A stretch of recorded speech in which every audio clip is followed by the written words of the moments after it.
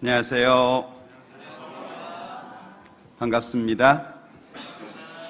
평안하시죠? 예. 찬양 들으면서 걱정이 됐어요. 이렇게 멋진 찬양을 제 생전에 처음 들은 것 같은데 좀 과했나요? 예, 좋은 찬양에 걸맞는 말씀을 드려야 될 텐데 걱정입니다.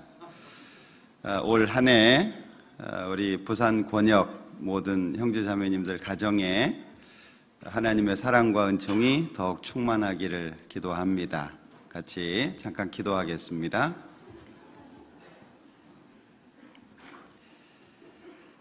우리를 사랑하시는 자비로우신 주님, 참으로 감사합니다.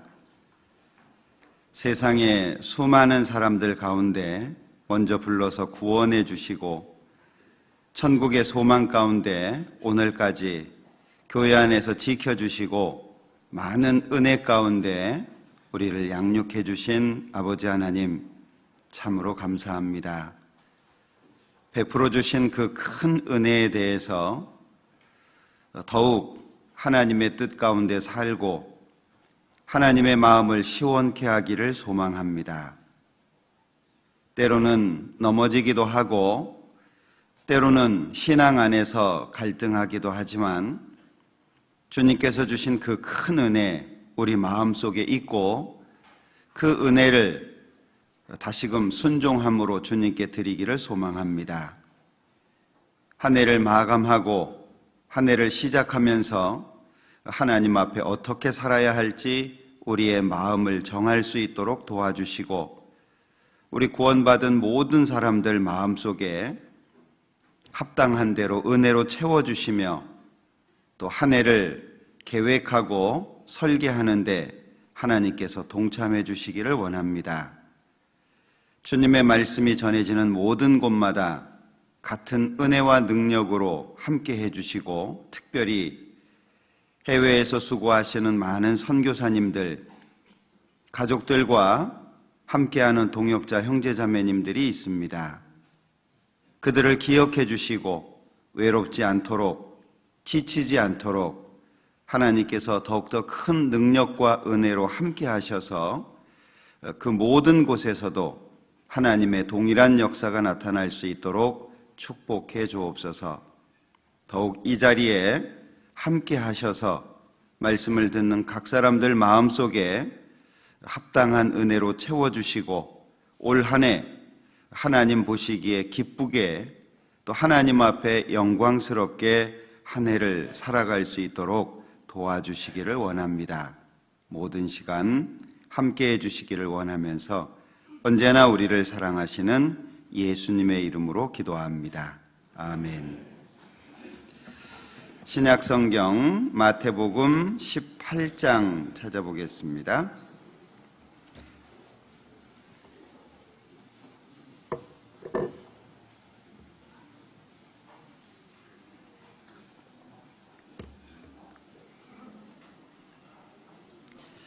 마태복음 18장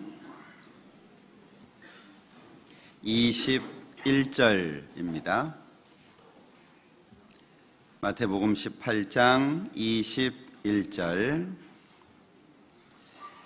그때에 베드로가 나와 가로되 주여, 형제가 내게 죄를 범하면 몇 번이나 용서하여 주리이까? 7번까지 하오리이까? 예수께서 가라사대 네게 이르노니 7번뿐 아니라 70번씩 7번이라도 할지니라. 누가복음 7장도 보겠습니다.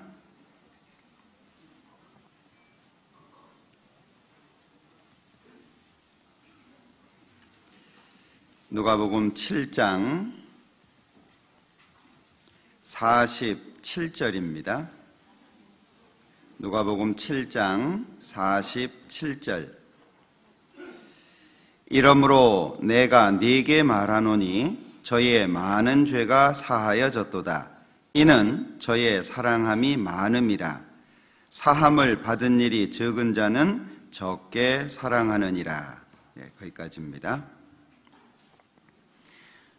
오늘 이 시간에는 우리 그리스도인으로서 가져야 되는 또 하나님의 뜻대로 살기 위해서 필요한 두 가지의 덕목을 좀 생각을 해보려고 합니다.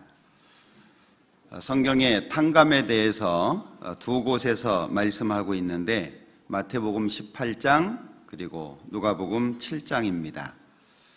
마태복음 18장의 탕감은 용서와 관련이 있고 누가복음 7장의 탕감은 사랑과 관련이 있습니다. 하나님을 믿는 사람, 특별히 하나님 앞에 은혜를 얻고 새로운 삶을 사는, 영원하고 신령한 것을 바라보며 사는 우리에게는 필요한 것들이 있습니다. 여러 가지가 있겠지만 그 중에 용서와 사랑이라고 하는 것은 우리에게 없어서는 안 되는 그런 덕목입니다. 그러나 사실 이런 덕목을 배운다는 게 결코 쉽지는 않습니다.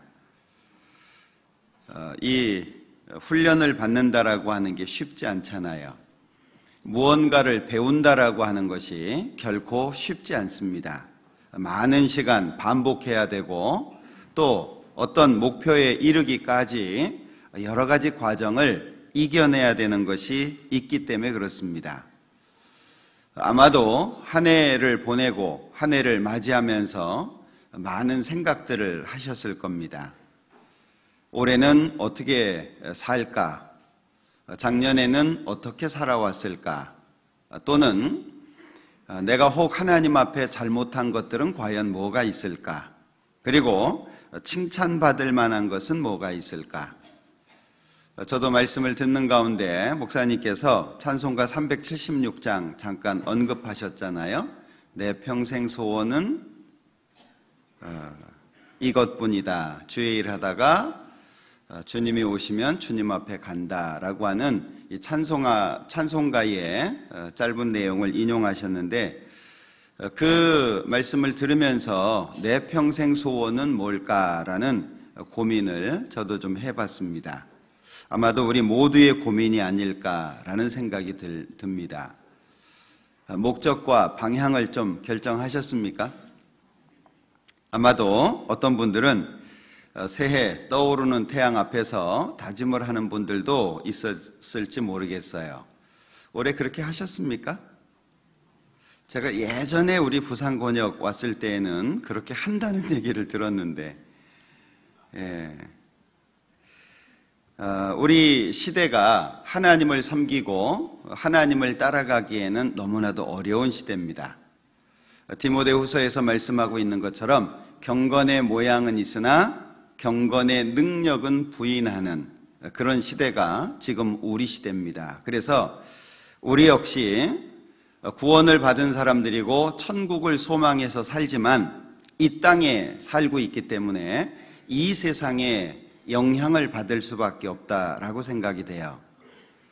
세상은 더욱 하나님과 멀어져 가고 있고 이 세상은 점점 어두워져 가고 있고 가치관이라든지 뭔가 과거의 기준에서 벗어나서 너무 다른 모습으로 달려가고 있는 게 지금 우리 시대입니다. 그렇기 때문에 그들을 전도하고 그들 속에서 살고 많은 시간을 그들과 함께하고 있기 때문에 그리스도인의 마음을 지키고 더욱 견고해진다라고 하는 것이 결코 쉽지는 않을 겁니다. 그래서 그런지 지금 우리 시대는 편안하게 교회 출석을 하고 사람들하고 부딪히는 것을 멀리하고 싶어하고 불편한 것들을 또는 간섭받기를 싫어하는 그런 모습이 상당히 많아지는 것 같습니다. 편안하게 양심에 찔림 없는 은혜로운 설교를 너무 좋아하고 그리고 책망을 당하거나 양심의 아픔을 당하는 말씀은 왠지 거리감을 두는 사실 그리스도인의 모습을 갖는 건 어찌 보면 쉬울 수 있다라고 생각을 해요. 정기적인 모임에 참여하고 남들이 하는 것처럼 비슷하게 하고 그러면 그리스도인이라고 하는 이름을 불리워질 수는 있을 것 같습니다. 그러나 마음을 바꾸는 것은 쉽지 않죠. 그리스도인의 마음, 예수의 심장을 가지고 사는 것은 결코 쉽지 않을 겁니다. 어떤 경우에는 왕따를 당할 경우도 있을 거고 어떤 경우에는 외로울 수도 있을 거예요. 아무도 내 마음과 내 생각을 알아주지 않고 심지어 교회 안에서도 외로울 수 있는 게 우리의 삶이라고 생각이 됩니다. 성경을 보면 유대 종교가들에 대해서 예수님이 평가한 내용이 마태복음 23장에 잘 나타나 있죠. 여기 마태복음 18장 잡으시고 23장을 한번 보죠.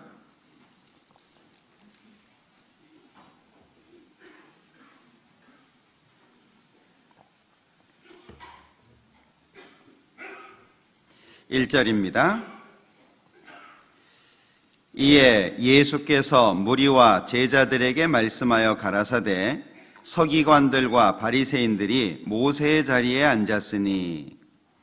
자, 예수님께서 이 종교가들에 대해서 평가하신 것은 모세의 자리에 앉았다라고 하는 거죠. 이 모세의 자리라고 하는 것은 이스라엘 백성들을 인도했던 모세, 가장 높은 위치에 있었던 인도자이기 때문에 그들 앞서 행할 수밖에 없었습니다. 자, 그 서기관과 바리새인들이 모세의 자리에 앉았다 그랬는데 3절부터는 그 모세의 자리가 어떤 모습인지를 설명하고 있죠. 3절, 그러므로 무엇이든지 저희의 말하는 바는 행하고 지키되 저희의 하는 행위는 본받지 말라. 저희는 말만 하고 행치 아니하며. 첫 번째 특징이 말만 하고 행하지 않는다라고 하는 거죠. 4절에 또 무거운 짐을 묶어 사람의 어깨에 지우되 자기는 이것을 한 손가락으로도 움직이려 하지 아니하며. 자, 남한테는 무거운 짐을 지워 놓는데 자기는 아무것도 안 한다는 겁니다. 5절, 저희 모든 행위를 사람에게 보이고자 하여 하나님 곧 그 차는 경문을 넓게 하며 옷수를 크게 하고. 5절에 저희 모든 행위를 사람에게 보이고자 한다. 그 보이고자 하는 것 가운데 차는 경문을 넓게 하고 옷수를 크게 하고 잔치의 상석, 회당의 상좌, 시장에서 문안받는 것, 사람들에게 랍비라 칭함을 받는 걸 좋아한다. 자, 이 몇 가지를 이렇게 쭉 말씀을 하셨습니다. 결국에 예수님께서 이 종교가들에게 내린 평가는 3절에 말씀하고 있는 것처럼 그러므로 무엇이든지 저희의 말하는 바는 행하고, 말은 옳게 한다는 거죠. 그러나 저희의 하는 행위는 본받지 마라. 말하는 것은 그대로 따르고 지키는 것은 괜찮은데 저희의 행위, 하는, 살아가는 모습은 본받지 말라라고 그들의 모습을 평가하셨습니다. 만약에 내 자신이 하나님 앞에 이런 평가를 받는다면 우리는 너무나도 수치스러울 거예요. 우리 마음을 잘 들여다보면 주님을 위해서 사는 것이 부담스럽고 어려워하는 마음도 있지만 그 속을 더 들여다보면 정말 주님과 함께 살고자 하는 마음이 있어요. 그 애틋하고 주님을 사랑하고 주님과의 관계가 더욱 좋아지고 주님을 위해서 또는 주님이 기뻐하시는 모습을 위해서 살고 싶은 마음이 다 있어요. 지금 내가 잘 못 산다라고 할지라도, 하나님이 말씀하시는 것을 제대로 따라가지 못한다라고 할지라도 우리 속에 그 마음이 없는 것은 아닙니다. 그런데 문제는 그것이 반복이 되는 훈련이 필요하고 힘들지만, 어제 헌금에 대해서도 말씀하셨지만 사실 헌금을 하면서 아무 생각 없이 하나님 거니까 하나님께 이런 마음을 가지면 너무 좋지만 사실 아까워하는 마음이 담겨 있기는 해요.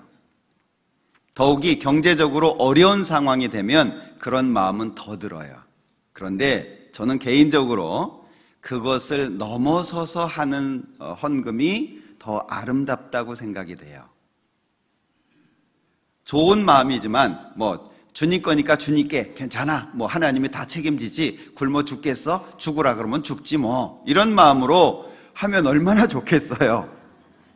그런데 사실 그렇게까지 되지 않는다라고 할지라도 뭔가 아깝고 뭔가 염려가 되고 걱정이 되지만 그래도 하나님의 말씀이니까 하나님 쪽으로 기울어지는 그 마음이 하나님 보시기에 얼마나 아름다울까. 아이들에게 가끔 먹고 있는 것을 좀 달라고 해봅니다. 가끔 해보시죠. 그러면 어떤 아이는 막 그냥 주는 아이가 있고, 그리고 어떤 아이는 갈등하는 아이도 있어요. 이걸 줄까 저걸 줄까. 보니까 둘 다 비슷해 보이는데 가능하면 적은 걸 주기 위해서 고민을 하는 경우도 있죠. 어떤 경우에는요, 봉지를 딱 주더라고요. 그때 제가 당황했어요. 사람의 마음이 그런 것 같아요. 하나님도 마찬가지겠죠. 저는 사내 아이가 셋이 있는데 다 이제 제대했습니다. 근데 막내가 이제 작년에 제대를 하고 알바를 했어요. 그 알바를 하고 그 알바한 돈을 가지고 형이 둘인데 큰형하고 둘째 형한테 옷하고 신발하고 모자를 하나씩 다 사줬더라고요.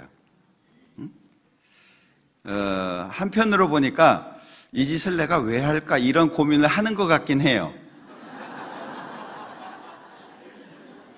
왜냐하면 본인 의도는 싼 걸 사주고 싶었는데 간 곳이 백화점이었거든요. 엑소를 보고 갈등하는 모습도 봤어요. 그런데 그 사주면서 너무 기뻐하고 좋아하는, 뿌듯해하는 그 모습을 보면서 제가 그 아이를 보면서 마음속에 생각한 게 있어요. 그 아이한테는 얘기 안 했습니다. 어떤 마음을 생각했을까요? 네가 쓴 돈 이상 내가 채워줄게. 이제 채워줄 겁니다. 그 아이 통장에 보내줄 겁니다.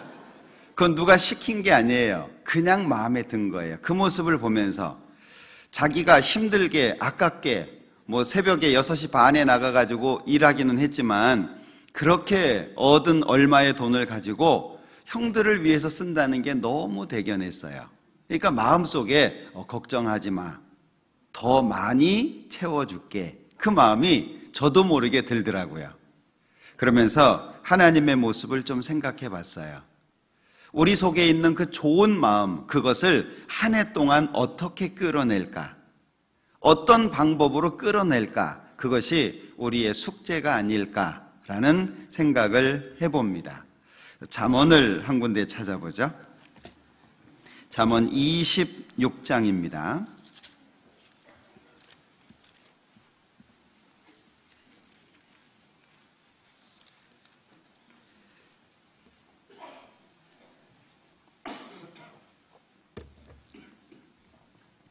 잠언 26장 7절 같이 읽어보죠. 저는 자의 다리는 힘없이 달렸나니 미련한 자의 입의 잠언도 그러하니라. 저는 자의 다리는 힘없이 달렸다. 보여지는 모습을 그대로 설명하신 거죠. 그러면서 미련한 자의 입의 잠언도 그러하다.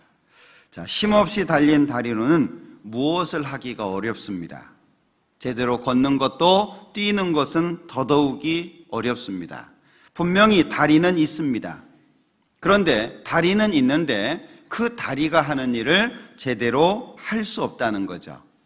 자, 말씀을 모르는 것이 아닙니다. 여기 뒤에 미련한 자, 분명히 미련한 자하고 잠언은 잘 어울리지 않습니다.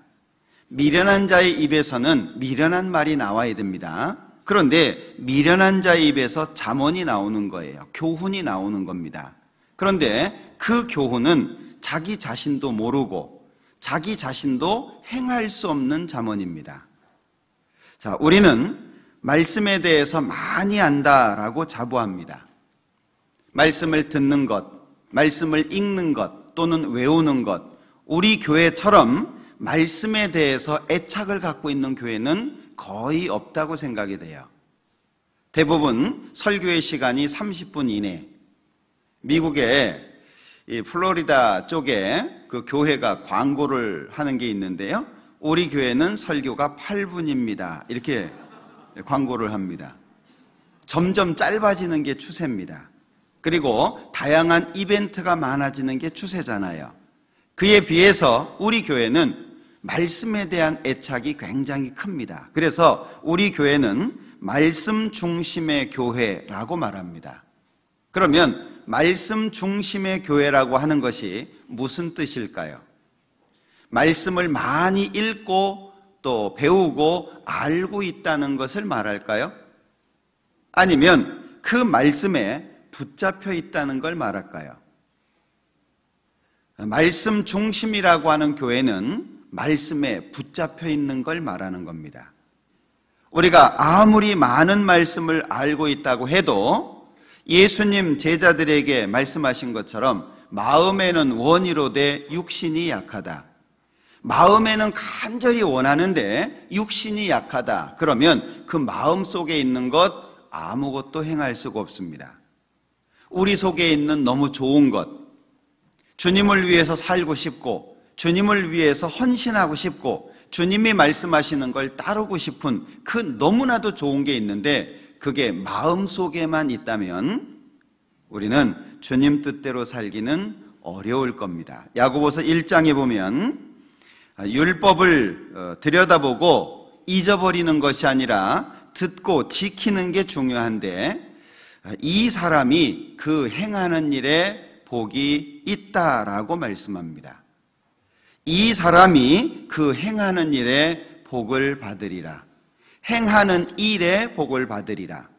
마음에 있는 것이 실제 삶 속에 드러나는 것이 중요하고 그것을 통해서 하나님께 복을 받을 수 있다는 거죠.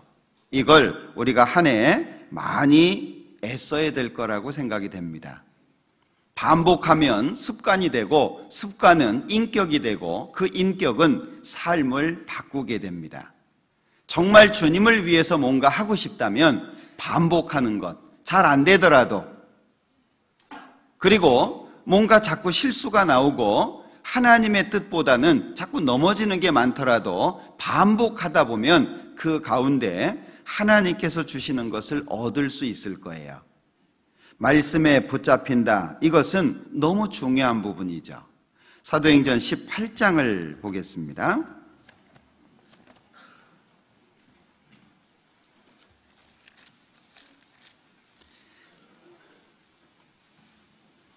사도행전 18장 5절입니다.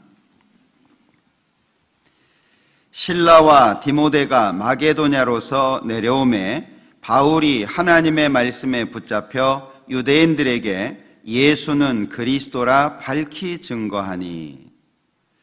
여기 하나님의 말씀에 붙잡혀서 예수는 그리스도라고 밝히 증거했다. 말씀을 우리가 사용하는 게 아니고 말씀에 붙잡힌다라고 하는 것이 너무 중요합니다. 그러니까 고린도전서 4장 20절에도 하나님의 나라는 말에 있지 아니하고 오직 능력에 있습니다. 하나님의 나라는 말에 있는 게 아니다. 능력에 있는 거다. 어느 날 집에 갔더니 수도에서 이 수도 꼭지에 뭐 하나 껴놓잖아요. 물 이렇게 조정하는 거 껴놓잖아요. 그게 이제 잘 안 맞았어요. 그래서 제가 한번 해보려고 장비를 가지고 들이댔는데 저희 자매가 저한테 하는 말, 나오세요.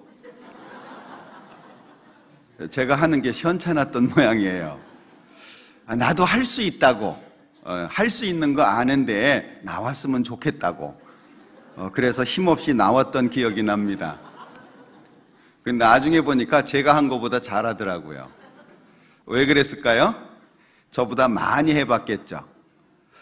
반복이라고 하는 게 정말 중요한 것 같아요. 그러니까 우리가 하나님의 말씀에 붙잡힌다, 하나님의 능력에 의해서 이끌려진다라고 하는 건 너무 중요한 것 같아요.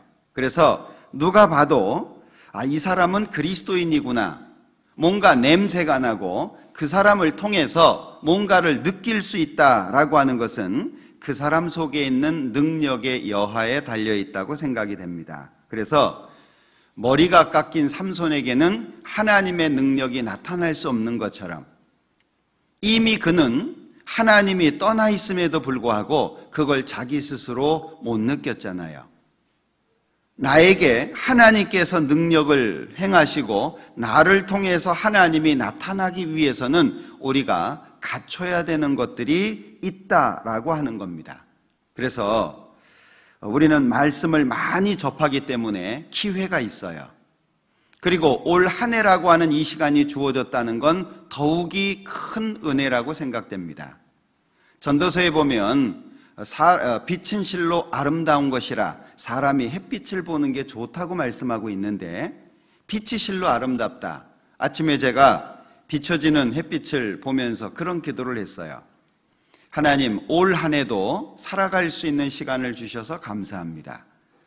무엇을 원하는지 알게 해주시고 그대로 따라갈 수 있도록 힘을 주십시오라고 하는 개인적인 소망을 잠깐 생각했던 시간이 있는데, 빛이 실로 아름답죠.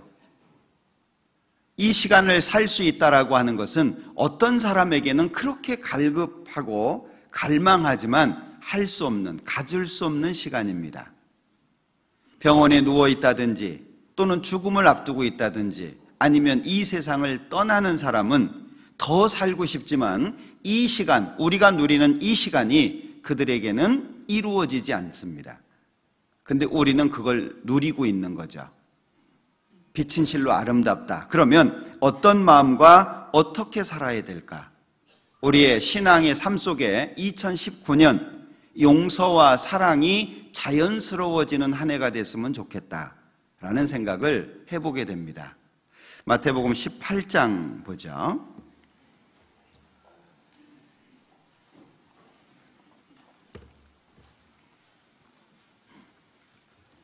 21절입니다. 그때에 베드로가 나와 가로되 주여 형제가 내게 죄를 범하면 몇 번이나 용서하여 주리이까? 7번까지 하오리이까? 어떻게 작년 한 해 다 문제 같은 거 털으셨습니까? 저는 죽음을 앞두고 있는 형제 자매님들에게 꼭 드리는 말씀이 있어요. 다 털고 가세요라는 말씀을 드립니다. 이제 잠시 뒤에 하나님 만날 텐데 마음속에 있는 응어리들 다 풀고 가십시오. 혹여 이 시간까지 누구를 미워하고 원망하고 누구 때문이라고 생각했던 일들이 있다면 다 털고 가십시오. 하나님 앞에 그 마음을 가지고 서는 것은 합당하지 않습니다 라는 얘기를 드립니다. 우리 신앙인 모두가 이 문제에 대해서 좀 더 심각하게 생각해야 될 것 같아요. 자, 사람과 사람이 있는 모든 곳에 문제가 없다는 것은 있을 수가 없습니다. 반드시 문제가 생기고 또 생기고 더 큰 문제가 생깁니다. 그러나 그 문제를 어떻게 풀어가느냐라고 하는 것이 중요하겠죠. 자, 여기 베드로가 예수님께 묻습니다. 형제가 나한테 죄를 범하면 몇 번이나 용서해 줄까요? 그런데 베드로는 7번을 언급했어요. 야, 사도가 그리고 수제자라고 불리웠던 사람이 7번이 뭐냐? 70번은 몰라도 우리는 남들에 대해서 매우 엄격한 기준을 갖죠. 자기에 대해서는 너무나도 관대한데 남에 대해서는 엄격합니다. 왜 저러지? 저거밖에 못하나? 아, 저럴 수가 있나? 그런데 자기가 잘못한 것은 나는 이유가 있고 나는 연약하고 나에게는 합당한 어떤 상황이 있어요. 자, 7번 과연 적을까요? 아마 작년 한 해도 많이 고민하셨을 거예요. 용서하고 싶은데 안 됩니다. 말씀을 들으면 찔려요. 이걸 가지고 계속 오는 것 자체가 안 맞습니다. 그런데 잘 안 돼요. 용서하고 싶은데 잘 안 돼요. 우리 아이들도 그러잖아요. 하나님이 나한테 주신 아이니까 잘 키워야지. 좀 말을 안 들어도 좀 못된 짓을 해도 좀 미운 것만 골라서 해도 잘해줘야지. 그러다가 그 아이 얼굴 딱 보면 어째요? 마음이 확 바뀌잖아요. 잘할 짓을 해야 잘해주지 뭐 이런 거 있잖아요. 자, 7번이 작지 않습니다. 사실 한 번 용서하는 것도 너무 어렵습니다. 왜냐하면 하나님 안에서의 용서라고 하는 것은 쌓아두는 것이 아니라 없애는 거거든요. 쌓아두는 것은 용서가 아닙니다. 그것은 나중에 언젠가 폭발을 해요. 우리 부모님들 자녀 훈계하듯이, 우리 어머님들 기억력 정말 좋죠. 막 1년 전 거부터 뒤집어 가지고요, 언제 이랬고 다 끄집어내잖아요. 당사자는 기억을 못하는데, 이 용서는 쌓아두는 것이 아니라 없어지는 겁니다. 내 마음속에서 없어지는 거예요. 그러니까 어렵다는 얘기죠. 자, 예수님의 답변을 한번 보죠. 22절입니다. 예수께서 가라사대 내게 이르노니 7번뿐 아니라 70번씩 7번이라도 할지니라. 70번씩 7번. 오해하시면 안 됩니다. 772 49 490번 땡, 이게 아닙니다. 여기에 보면 70번씩 7번이라도 계속 이어지고 있죠. 그러니까 하나님 안에서는 무한대의 용서가 필요하다, 그 얘기예요. 그러면서 23절 이후에 예를 드신 겁니다. 왜 70번씩 7번이라도 용서를 해야 되는지 그 이유를 24절부터 예를 들어서 말씀하신 겁니다. 23절 이러므로 천국은 그 종들과 회개하려 하던 어떤 임금과 같으니 회개할 때에 1만 달란트 빚진 자 하나를 데려오매 갚을 것이 없는지라. 자, 여기에 한 사람이 빚을 졌는데 1만 달란트입니다. 1만 달란트 그러니까 잘 감이 안 오죠. 달란트는 금을 잴 때 34kg의 무게를 갖고 있다고 합니다. 한 달란트가. 그게 1만 개예요. 그럼 값이 얼마일까요? 계산 안 하셔도 돼요. 잘 몰라요. 어떤 분이 계산을 하셨는데 조가 넘어갑니다. 조, 그러니까 조도 이게 잘 안 다가오죠. 우리는 뭐 몇백만 원, 몇천만 원 이래야 감이 큰데, 어쨌든 1만 달란트라고 하는 건 이 종으로서는 절대 갚을 수 없는 겁니다. 근데 빚을 진 거예요.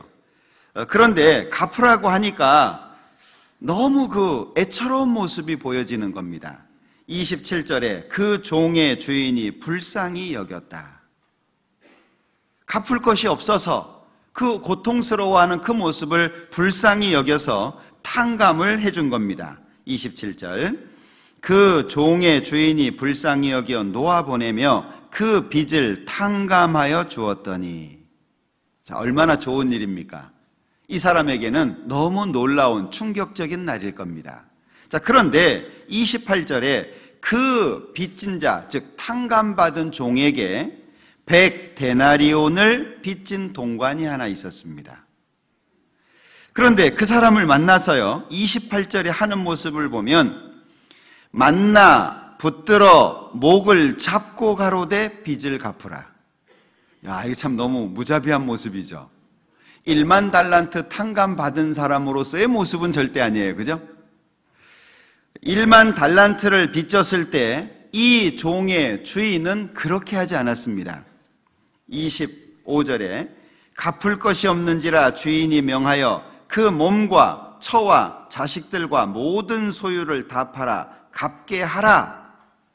참 무서운 말이죠. 그런데 주인이 불쌍히 여겨서 탕감을 해준 겁니다. 그런데 이 동관은, 이 종은 자기에게 100데나리온 빚진 사람, 데나리온은 하루 품삯이잖아요. 그러니까 100데나리온은 100일 동안 일해서 받는 보수라고 할 수 있겠죠. 자, 그 동관을 만나서요, 붙들어 목을 잡고 가로되 빚을 갚으라. 근데 갚을 수가 없는 겁니다. 갚겠다고 참아달라고 얘기하는데도 불구하고 30절 허락하지 아니하고 이에 가서 저가 빚을 갚도록 옥에 가두거늘. 아주 무자비한 모습이죠. 그러니까 옆에서 보던 사람들이 민망해가지고 주인에게 가서 말을 합니다. 그러니까 주인이 32절에 이에 주인이 저를 불러다가 말하되 악한 종아 네가 빌기에 내가 네 빚을 전부 탕감하여 주었거늘 같이 읽죠. 내가 너를 불쌍히 여김과 같이 너도 네 동관을 불쌍히 여김이 마땅치 아니하냐 하고. 자, 예수님께서 왜 이 예를 드셨을까요? 이 용서와 사랑이라고 하는 것은 우리에게 너무나도 필요한 덕목인데 이게 인간적인 노력으로는 불가능합니다. 우리가 애쓰고 노력한다고 해서 이것이 이루어지는 게 아니라는 거죠. 잘못하면 위선자가 되거나 아니면 무거운 짐이 될 수 있습니다. 할 수 없는 걸 하라고 하니까 짐이 될 거 아니에요. 하라고 하니까 하려고 하기는 하는데 하는 척하면 위선자가 되지 않겠습니까? 그러니까 이것은 너무나도 이 필요한 덕목인데 사실은 우리에게 어려운 거예요. 자, 용서. 왜 용서라는 말씀을 하시는데 이 탕감에 대한 말씀을 하셨을까요? 자, 한번 생각해 보죠. 이 1만 달란트 빚진 사람이 왜 100데나리온 빚진 사람을 탕감해 주지 못했을까요? 이유는 1만 달란트에 있다라고 생각이 됩니다. 1만 달란트. 즉, 이 종, 1만 달란트를 빚진 이 종에게 1만 달란트가 뭘까? 1만 달란트가 얼마의 가치를 가지고 있고 그 1만 달란트가 이 종의 마음속에 어느 만큼 차지하고 있었을까? 여기 갚을 것이 없어서 몸, 처, 자식들 모든 소유를 다 팔아 갚게 하라 이 말씀을 보면 아마도 주인이 이 빚진 자를 보니까 갚을 의지가 전혀 없어 보였던 것이 아닌가 싶어요. 왜? 이건 자기가 감당할 수가 없어요. 아무리 애를 쓴다고 해도 아무리 노력한다고 해도 종의 신분으로 1만 달란트 이것은 불가능한 겁니다. 자, 우리는 이 세상을 죄인이라고 하는 신분으로 출발합니다. 아담이 범죄한 이후 우리는 죄인이라는 신분으로 출발을 하는데 우리가 살아오면서 잘 살아보려고 얼마나 애를 썼습니까? 바르게 살아보려고 특히 부모님들 같은 경우에는 좋은 말씀 많이 하시잖아요. 어렸을 때에는 그 좋은 말씀들이 전부 잔소리로 들렸죠. 부모가 되면 그 잔소리라고 했던 말을 좋은 말이라고 자신이 하고 있어요. 분명히 잔소리로 들었던 얘기거든요. 근데 부모가 되고 나면 자기 자녀한테 그 얘기를 동일하게 하고 있습니다. 좋은 말인데 받아들일 수가 없는 거예요. 부모가 간섭하는 것처럼 내가 자유롭게 사는 걸 방해하는 것처럼 가장 큰 후원자는 부모님인데 가장 큰 방해꾼으로 생각하잖아요. 어려움이 있으면 부모하고 상의합니까? 친구랑 합니까? 되게 친구랑 하잖아요. 제일 큰 후원자는 부모인데 부모한테 안 가요. 우리는 죄인으로서 죄 가운데 살아왔습니다. 그 삶을 한번 뒤돌아보죠. 얼마나 가슴 아픕니까? 사실 죄를 즐기는 기쁨이라고 하는 건 잠깐입니다. 그 이후 죄로 말미암아서 아파하고 힘들어하는 것은 계속 이어집니다. 어떤 죄는 평생 마음을 아프게 합니다. 구원을 받고 나서 하나님께로부터 용서를 받았음에도 불구하고 과거에 지었던 죄 때문에 여전히 구원받은 이후에 고통받는 분들 많습니다. 구원받기 전에 술을 너무 많이 먹어가지고 몸이 망가졌다. 구원받아서 새 몸 되는 게 아니잖아요. 뭐 컴퓨터처럼 포맷되면 좋겠는데 그럴 수는 없잖아요. 그러니까 구원받은 이후에도 망가진 몸을요 계속 가지고 살아야 되는 겁니다. 어떤 사람은 구원받기 전에 너무 많은 돈을 빚졌다. 그러면 구원받은 이후에도 경제적인 어려움을 계속 당하는 경우가 있는 거예요. 자, 우리는 죄인으로 이 땅을 출발합니다. 뒤돌아보면 어떻습니까? 저도 뒤돌아보면 다시는 그 시간으로 돌아가고 싶지 않습니다. 저는 개인적으로 초등학교 때 인생을 고민을 했어요. 그런 분 꽤 계시던데. 왜냐하면 집이 너무 어려워가지고요. 제 수년간 공동묘지를 뛰어다녔는데, 들으신 분 많이 계시죠? 네. 그 당시에 차비가 20원이었습니다. 근데 차비가 없어요. 버스가 가는 길로 가면 너무 멀어요. 산길로 가는데 1시간이 좀 더 걸려요. 산길로 가야 되는데, 그래야 이제 학교가 나오는데요. 제가 있었던 곳은 사시 집성촌입니다. 그 사시 사당이 많아요. 산에 산소가 얼마나 많습니까? 그 길을 지나가면 큰 공동묘지가 있어요. 거기를 지나가야 학교가 나와요. 아침에는 괜찮습니다. 문제는 밤이죠. 전설의 고향은 또 하도 많이 봐가지고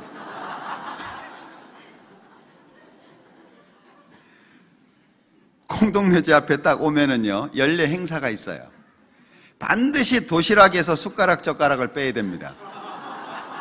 이거 안 빼면 이게 배경음악이 돼가지고요, 얼마나 무서운지. 중간에 쉬면 못 뛰거든요. 진짜 머리가 서요. 그 느낌이, 머리가 하나하나가 다 서 있는 느낌이 들어요. 그리고 그냥 귀신이 탁 나타나면 절도를 하든지 죽든지 하면 될 텐데, 그 잡힐 듯 말 듯 하는 거 있잖아요. 집에 올 때까지. 너무 힘들어요. 예? 숟가락 젓가락 빼서 책갈피 사이에 꽂고, 가방 울러매고, 모자 뒤로 딱 돌려 쓰고, 심호흡하고 이제 뜁니다. 그럼 집에 갈 때까지 쉬면 안 되는 거예요. 집에 도착하면 원망하죠. 그러니까 돌아보면은요, 왜 나는 이런 삶을 살아야 될까 하는 원망을 많이 했던 것 같아요. 부모님에 대한 원망도 너무 컸어요. 해서는 안 되는 말이지만 제대로 키우지도 못할 거 왜 낳냐, 이런 마음이 늘 있었어요, 마음속에. 그러다가 형님의 도움으로 말씀을 듣게 됐죠. 그리고 구원을 받게 됐습니다. 구원을 받을 때 그 응어리가 풀어지는 놀라운 경험을 했어요. 참 신기하더라고요. 부모님에 대한 정이 별로 없어요, 저는. 없이 자랐어요. 그냥 부모님이에요. 무서운 분, 부모. 그리고 자식을 제대로 못 키운 분. 항상 내가 원망을 해야 되는 그런 분. 마음속에 그런 응어리가 있었거든요. 근데 구원을 딱 받자마자 그 마음이 제가 의도한 게 아닌데 그냥 녹아졌어요. 그게 정말 놀라웠습니다. 그러니까 어려서부터 인생에 대한 고민을 하게 되다 보니까 일기장을 보면 나는 누구냐, 왜 사냐, 인생은 뭐냐, 죽으면 어떻게 되는 거냐, 왜 나는 요 모양 요 꼴이지, 뭐 이런 거 있잖아요. 그것도 술에 취해가지고 어떤 거는 글씨를 못 알아봐요. 막 정신없이 쓴 거니까. 근데 그런 내용들이에요. 구원받고 나서는 일기 딱 끝났습니다. 더 이상 그런 갈등을 하지 않았어요. 뒤돌아보면 죄인으로서의 삶이라고 하는 건 내가 못 바꿔요. 너무 갈등하니까 옆에 있는 분들한테 물어봅니다. 너는 어떤 마음이냐? 근데 얘기가 안 통하는 거예요. 선생님한테 물어봐요. 주어 맞죠? 예? 선생님이 주어 박습니다. 공부나 하라고. 쓸데없는 생각하지 말고. 그런 갈등 가운데에서 시간을 보내온 거예요. 그걸 제가 어쩔 수가 없어요. 우리는 24시간 못 바꿉니다. 365일 못 바꿉니다. 삶과 죽음 바꿀 수가 없습니다. 다시 말하면 정해져 있는 틀 속에 우리는 살고 있다는 거예요. 죄인으로서 바꿀 수 없는 게 있는 거예요. 아무리 애를 써도 도저히 못 바꾸는 겁니다. 1만 달란트예요. 갚을 수가 없어요. 그런데 율법이라고 하는 그 지엄한 명령 앞에 저는 잠을 못 잤습니다. 하나님 없다고 생각했고 하나님 생각하지도 않았습니다. 제가 구원받기 전에 기도해 본 적이 없어요. 왜냐하면 필요성을 못 느꼈으니까. 아무리 물어봐도 답을 해주는 사람이 없습니다. 그래서 제 스스로 답을 내렸어요. 잘 먹고 죽은 귀신은 때깔도 곱다. 제 스스로 내린 결론이에요. 답이 없으니까. 그래서 그때부터는 제가 하고 싶은 거 다 하고 살았어요. 운동을 좋아하니까 운동복, 운동기구 싼 거는 하나도 없습니다. 제일 비싼 거, 그리고 제일 화려한 거. 그래서 막 분홍색 운동복에 빨간색 운동복에, 뭐 그때는 제가 한 64kg 정도 나갔으니까 몸매도 괜찮았고, 예. 머리도 확 깎았다가 그냥 등까지 길러가지고 파마해서 그냥 막 하고 다녔다. 이 얘기는 괜히 했네요.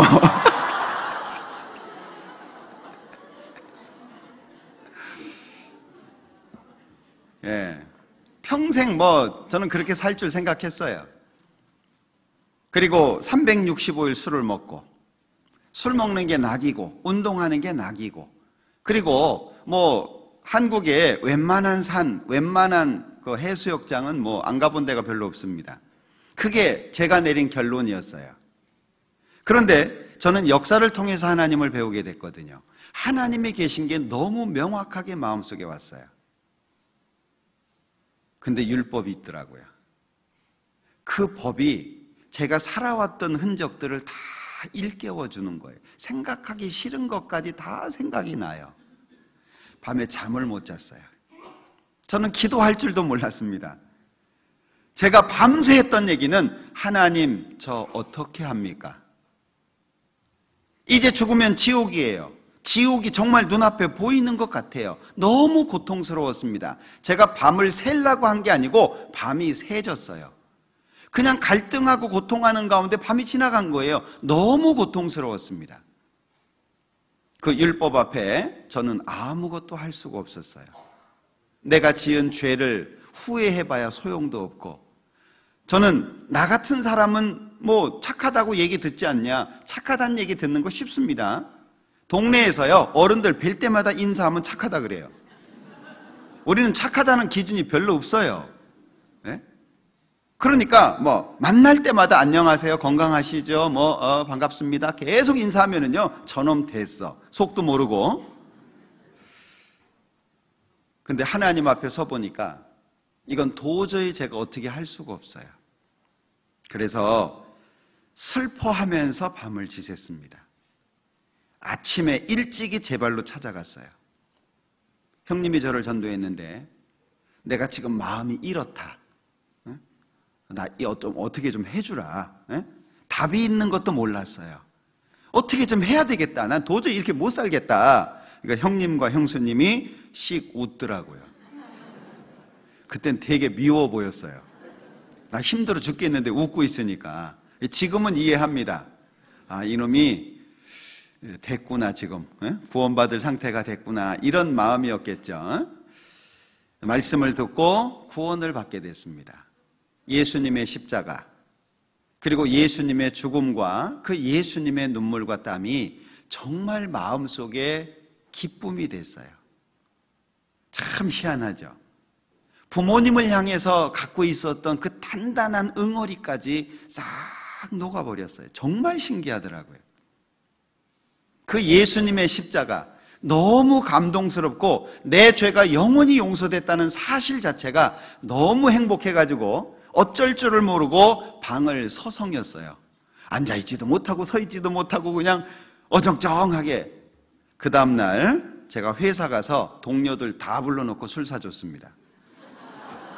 너무 기뻐가지고, 나 이제 천국 간다, 기념이다, 술 먹자. 왜냐하면 술 먹으면 안 된다는 것도 생각을 못했어요. 너무 행복하니까 우리 파티 한번 하자, 이제 그렇게 한 거죠. 저 따라 하시면 안 됩니다. 그로부터 오늘까지 뒤돌아보면 그 십자가 때문에 살았던 것 같아요.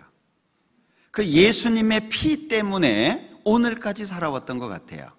때로는 넘어질 수 있는 상황도 있었고, 때로는 하나님을 오해해서 마음에 문제가 생길 때도 있었고, 또는 형제와 형제, 교회 안에서 어려움으로 인해 가지고 하나님을 멀리할 수도 있었는데, 뒤돌아보면 그 십자가 때문에, 그 예수님의 피 때문에 오늘까지 이 자리에 있었다라고 생각이 돼요.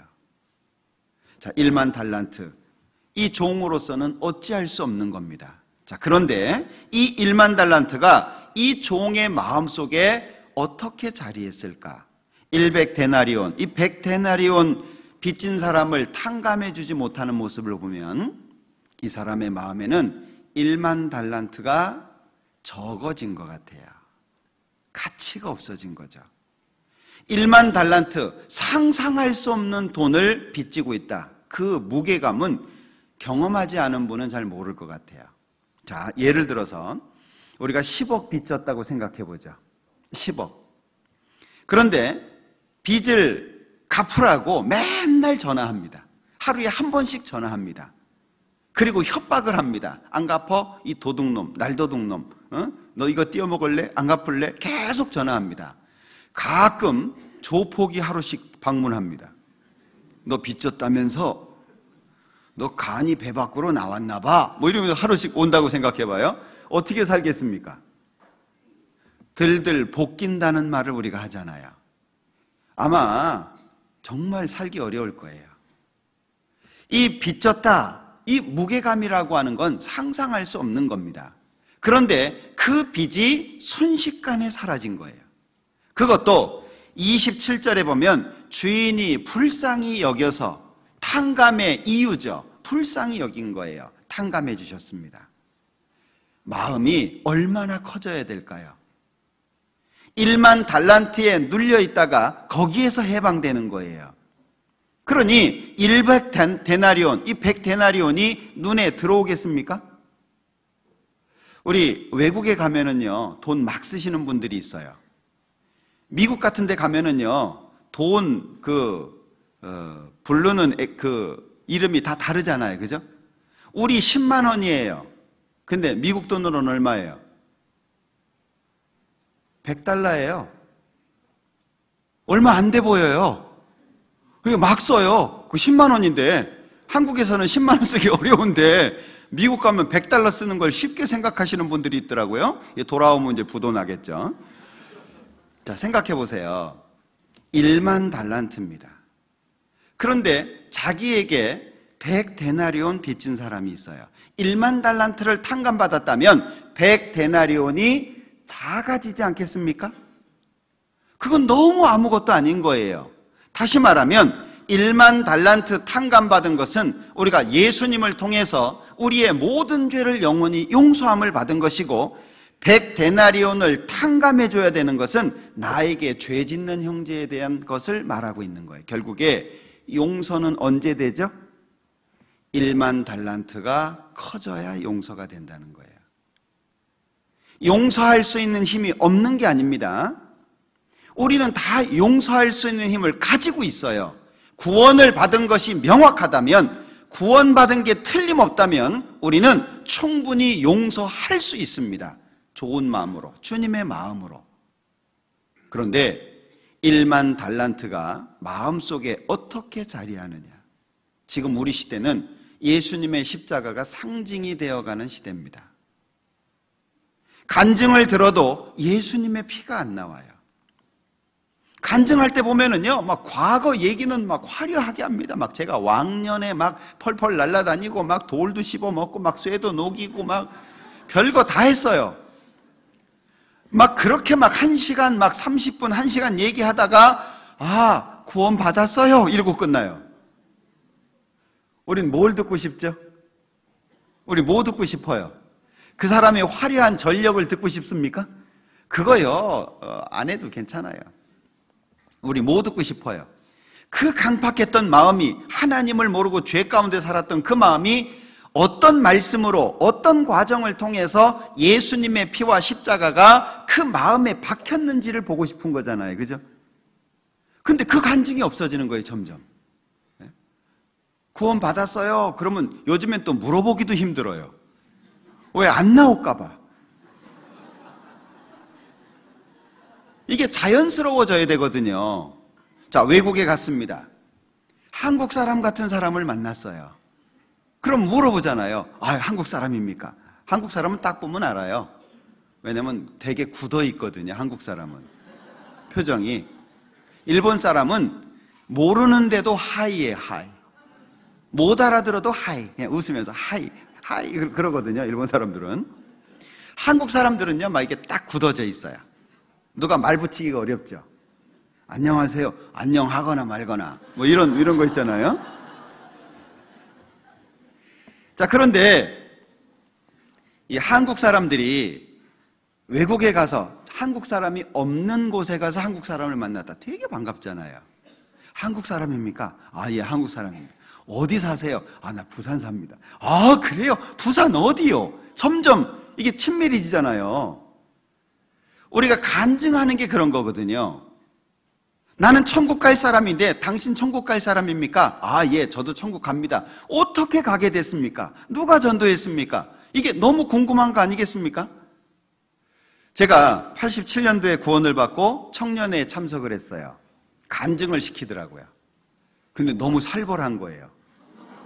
분위기가 맨 앞에 한 줄은 오래되신 그 형제님들, 임원하고 이런 청년 형제님들이 맨 앞에 한 줄 딱 앉았어요. 그리고 이제 호명을 해요. 나오세요. 그럼 이제 간증을 하는 거예요. 간증 딱 끝나잖아요. 박수 안 쳐요. 요즘엔 간증 끝나면 뭐 시원찮아 보여도 박수 쳐주죠. 박수를 안 치는 거예요. 그리고 앞에 있는 분들이 한 분씩 돌아가면서 질문을 해요.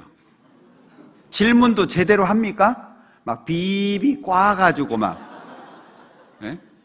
아, 구원받은 예수님의 피가 뭐 믿어집니까? 이렇게 물어보지도 않아요. 막 여러 가지 질문을 합니다. 제대로 답을 못 하잖아요. 다시 한번 더 들으세요. 그럼 박수 안 치고 끝나는 거예요. 그 분위기 한번 생각해 보세요. 얼마나 살벌합니까? 그런데 이제 축하합니다. 그러면 그때 이제 박수 치는 거예요. 그러면 안심하고 내려가는 거죠. 참 살벌할 때도 있었어요. 그런데 어찌 보면 지금은 누구나 인정해 주지만 과거에는 살벌했지만 차이가 좀 있죠. 그때는요, 이 복음에 대해서 쉽게 설명도 안 해줬습니다.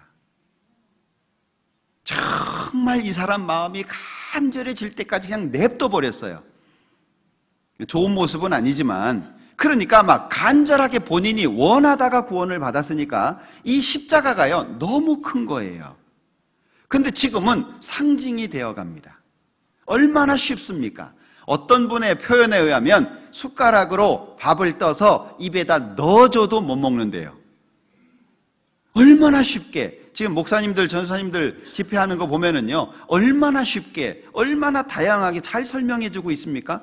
그런데 집회 끝나고 나도 아무것도 없는 경우가 많잖아요. 구원받았다고 말은 하는데 남는 경우가 별로 없잖아요. 십자가 얼만큼의 가치죠? 예수님의 피 얼만큼의 가치입니까?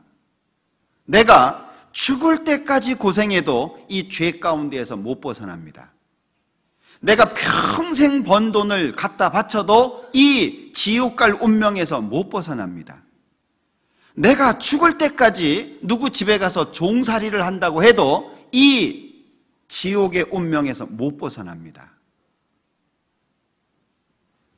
이 종의 자식은 종이잖아요. 노예의 자식은 노예거든요. 어떻게 바꿀 수 있겠습니까?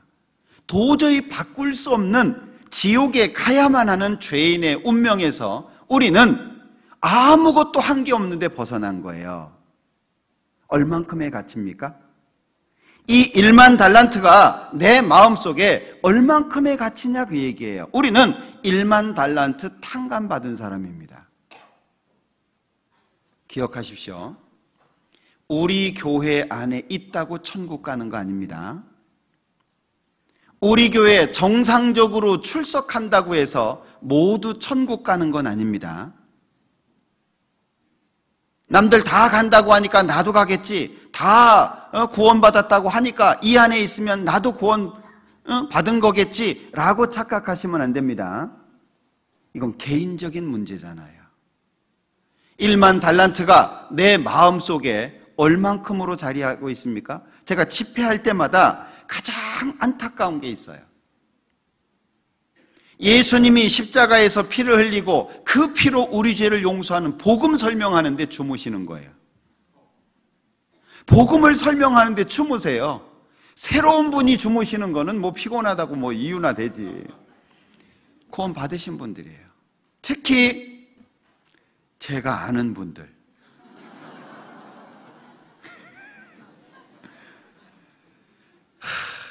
막 때려주고 싶어요.